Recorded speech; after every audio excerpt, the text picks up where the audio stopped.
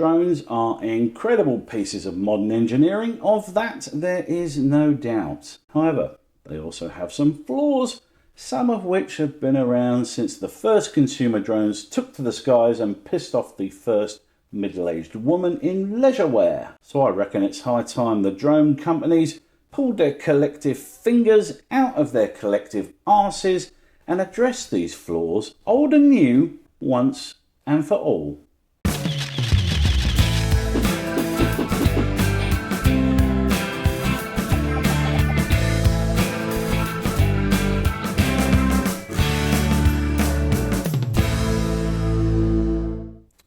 So in this video, I have picked out 10 things that are on the top of my drone shit list and which I fervently wish that DJI, Autel and all the other drone manufacturers would fix. It's not an exhaustive list by any stretch of the imagination.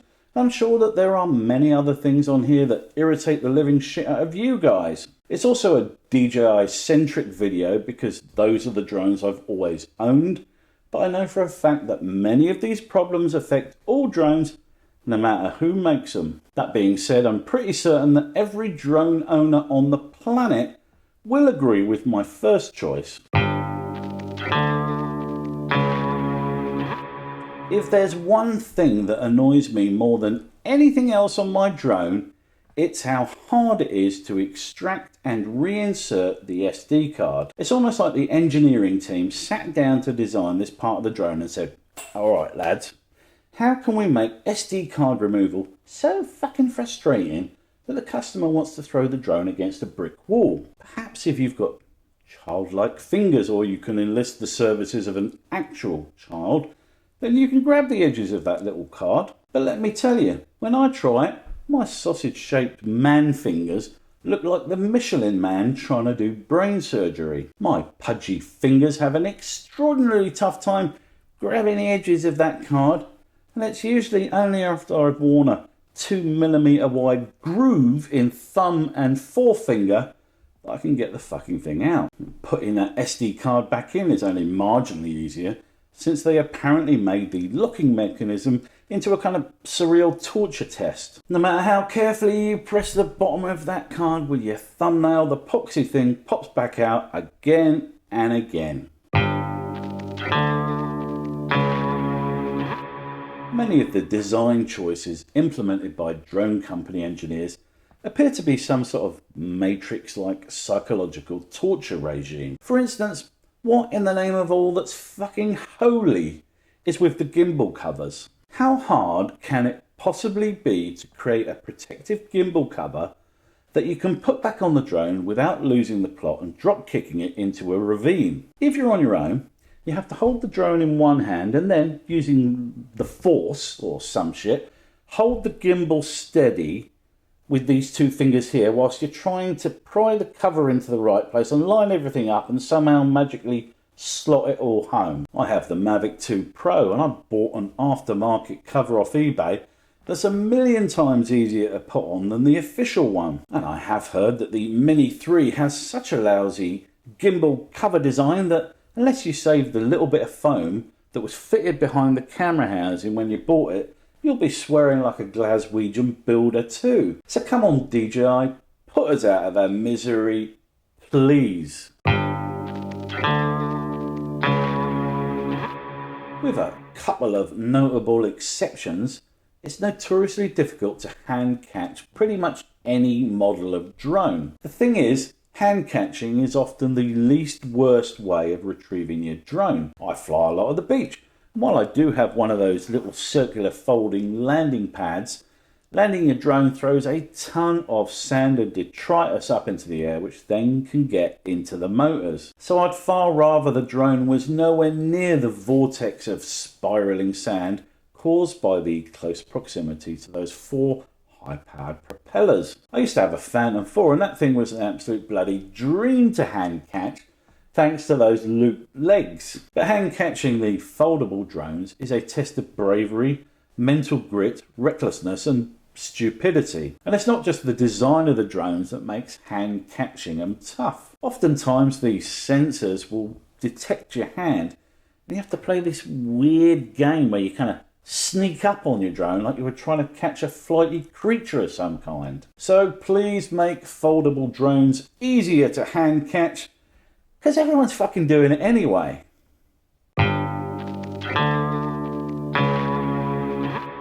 In a study conducted in 2017 by NASA, yes, that NASA, not the Newcastle Amateur Sex Workers Association, scientists discovered that the sound of a drone is the most annoying noise in the world. Forgetting pneumatic drills, loud motorbikes, or even DJ Khaled, the sound of a drone was what people hated above all else. And in that study, they discovered that the annoyance wasn't even related to the volume of the sound. Even if a road drill was twice as loud as a nearby drone, the drill was still rated as less annoying by the test subjects. And while the owners are naturally more forgiving of the noise of their drones, I think we can all accept that they are singularly noisy fuckers at anything under 20 metres. The drone manufacturers have attempted to make drones quieter, and you can purchase aftermarket propellers that reduce the noise slightly, but they are not a miracle fix. It's fair to say that much of the hatred shown towards drones by the general public relates to that noise they make. And so producing a drone that doesn't sound like an irate army of bees on acid would be a great public relations exercise. While most software matures over time and becomes more polished and reliable, the opposite seems to be happening with drone software. Recently, DJI decided to move their new models off the old DJI Go app and onto the new DJI Fly app.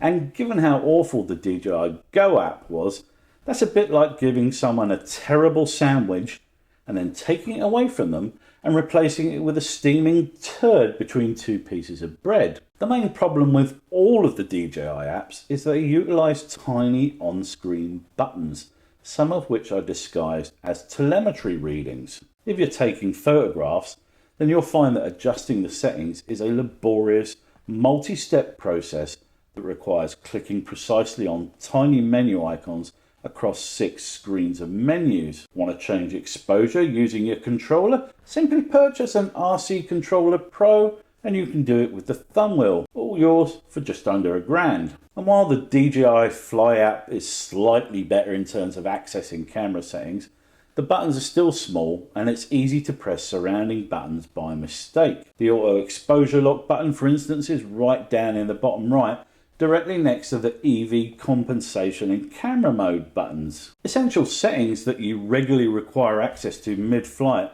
are often buried deep within the tiered structure of the app.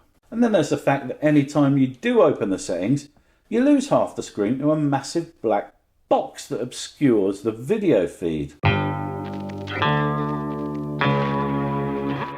The drone manufacturers have made some peculiar design choices for their drones over the years, but certainly in DJI's case, it doesn't seem like they're getting any better. Originally, DJI had the large lunchbox sized controller, which was usable but so massive you needed a neck strap if you're going to use it for longer than 10 minutes. Then they released the original Mavic series of controllers, which were actually pretty good. They had a slimmed down design and a new phone placement beneath the controller and a built-in LCD telemetry display. And then more recently, with the Mini Free and Mavic Free, they rolled out a Fisher-Price My First Drone Edition controller. Once more, it seems like they're going backwards with these designs.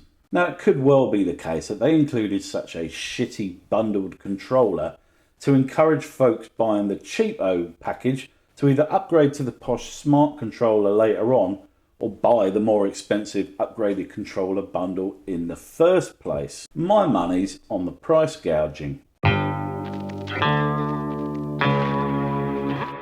Now this next one only applies if you choose to fly your drone legally. So if you prefer to play hide and seek with the feds and you don't give a fuck about all the rules and regulations, you can skip to the next part. Now, due to the rules and regulations of flying, the majority of the features of a modern drone are absolutely pointless. What use is an 8-kilometre video transmission range if I'm not legally allowed to fly more than 300 bloody metres away? What use is a 5 kilometre flight ceiling if I can only go up as far as 120 bloody metres? It's like owning a Ferrari and only ever being able to drive it on town streets with 50k limits with speed bumps every 10 bloody metres. So instead of dreaming up stuff I'll never be able to legally use, why not incorporate stuff that I actually might? DJI introduced the old combo packs around the time of the launch of the original Mini, if memory serves me correctly. It's the old tried and tested upsell beloved by manufacturers the world over. The only problem is that all you really want when you buy one of those combo packs is the extra batteries.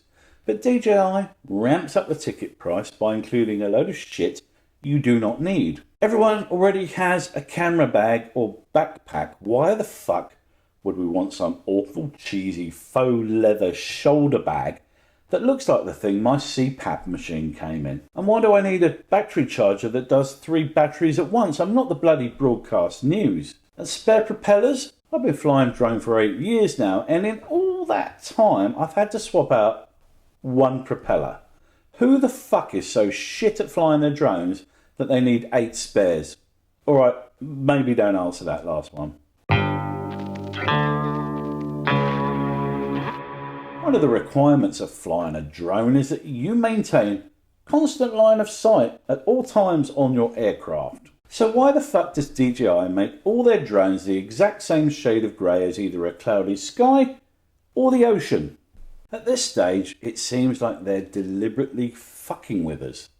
They know that as soon as that thing's airborne, it may as well have a Klingon cloaking device on it. Yes, they have little lights on them, but they're about as powerful as a 1970s era ever-ready torch.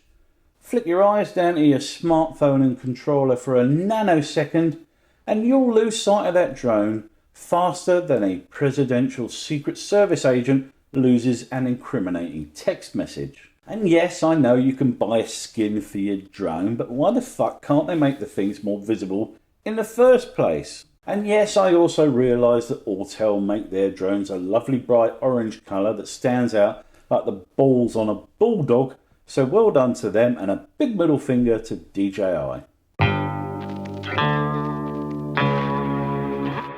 And finally, why the fuck can't I fly my drone in the rain? I mean, obviously I can fly it in the rain, but given that the DJI range do not have any IP waterproof rating, it might be a very short flight that ends with a sudden vertical descent. And it's not like rain is some freak weather event, is it? I mean, it's pretty commonplace.